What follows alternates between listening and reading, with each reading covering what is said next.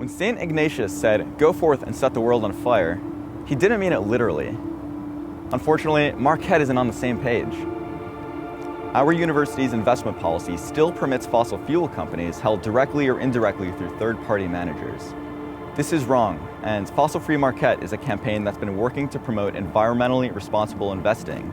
On Earth Day, April 22nd, all Marquette undergrads will be able to vote on this issue in a referendum, and we want you to vote yes to fossil fuel divestment. This would mean that Marquette would phase out any holdings in fossil fuel companies and exclude them from future ownership. Here's some reasons why you should care. Profiting off the industry that primarily causes climate change is completely inconsistent with Marquette's Jesuit values, like Cura Personalis or women and men for and with others. Since climate change disproportionately affects communities of color and indigenous communities, it doesn't really make sense that Marquette would invest in the industry that contributes the most to climate change. Even Pope Francis agrees. Il modo per favorire questo cambiamento prese verso l'esigenza improcrastinabile di impegnarsi per la cura integrale dagli investimenti le compagnie che non soddisfano I paramenti dell'ecologia. In 2015, President Lovell signed Pope Francis's Laudato Si pledge, which means we committed to changing our choices and behaviors to reduce the ways we contribute to climate change. By investing in fossil fuels, we're really not following through with that. Especially since that industry has a nasty habit of lying to the public that climate change isn't real and that air pollution doesn't cause cancer. Plus, they spent billions of dollars lobbying against safe climate policies instead of shifting to clean energy alternatives. Pretty much the opposite of what Jesus would do.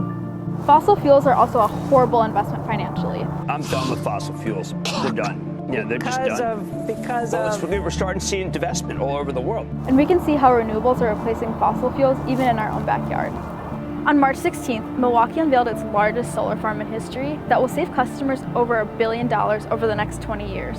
We Energies is also working on 2 bigger projects that will be enough to power 135,000 homes in southeastern Wisconsin.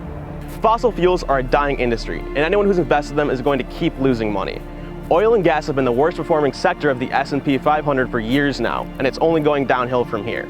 Study after study after study has proven that divestment from fossil fuels does not affect endowment value.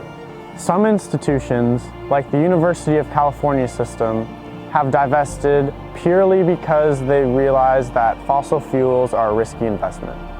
So you might be thinking that we're naive and that divestment won't lead to any change in carbon emissions. But here's the truth. Divestment works. In the 80s and 90s, pressure from campaigns to divest from companies in South Africa helped to end apartheid.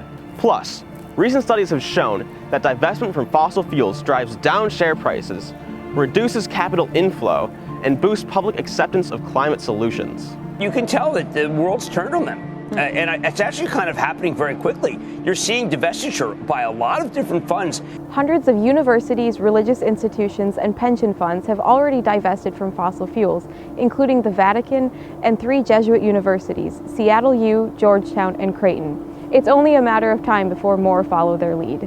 On April 22nd, vote yes. Vote yes. Vote yes. Vote yes. Vote yes. Vote yes. Vote yes on our Earth Day referendum for Marquette to divest from fossil fuels. With your help, Marquette can be the next university to be the difference. Share this video, follow us on social media, and sign our petition to help spread the message.